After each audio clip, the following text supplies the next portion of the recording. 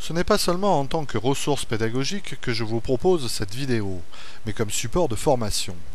La principale difficulté pour un enseignant est de faire progresser tous ses élèves.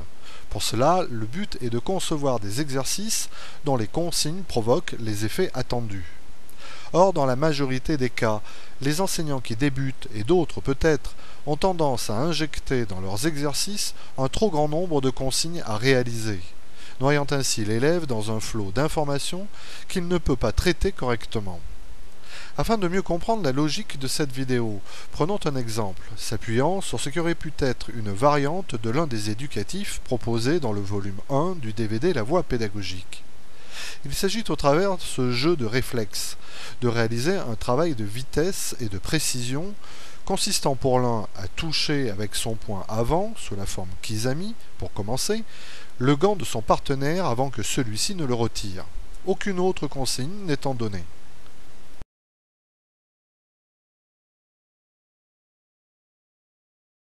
Puis, tout en conservant le même objectif, à savoir la gestion de la vitesse et de la précision, dans ce deuxième exercice, c'est sous la forme Yakutsuki que l'élève doit toucher le gant de son partenaire avant que celui-ci ne l'enlève.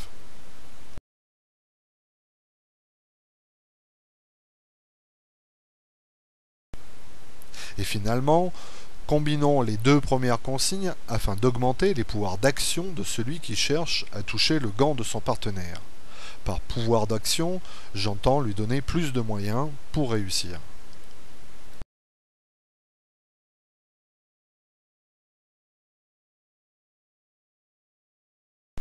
Reprenons maintenant cette même série, mais cette fois-ci en demandant à l'élève qui frappe de toucher le gant de son partenaire avec la face avant de son propre gant. La question qui se pose là maintenant tout de suite et que je vous adresse est: qu'êtes-vous en train de regarder sur la vidéo? Si maintenant je demande à l'élève qui frappe d'avoir le bras plié au départ de chacune de ses actions, qu'êtes-vous à présent en train de regarder? Où se porte votre attention sur la vidéo? Certainement pas sur la même chose que précédemment, au regard de la nouvelle consigne.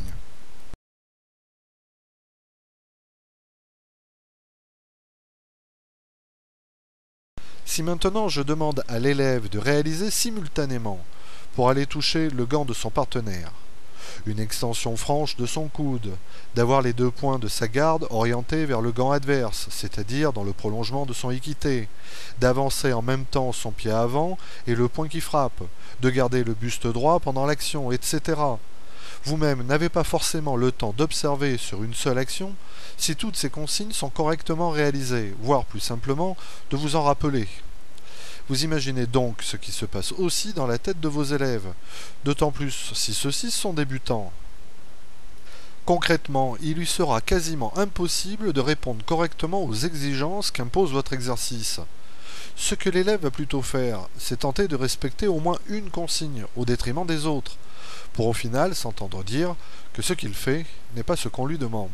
En conclusion, faire progresser ses élèves, c'est prendre en compte ce qu'ils sont et leur façon de fonctionner, plutôt que de leur imposer un rythme de travail auquel vous seul êtes capable de répondre en tant que pratiquant de niveau avancé, voire expert. Un exercice, une consigne est souvent la meilleure façon de concevoir une situation d'apprentissage. Même si des erreurs apparaissent dans la production de l'élève, celles-ci feront l'objet d'apprentissage cerné par les consignes à venir, d'où le terme de progression.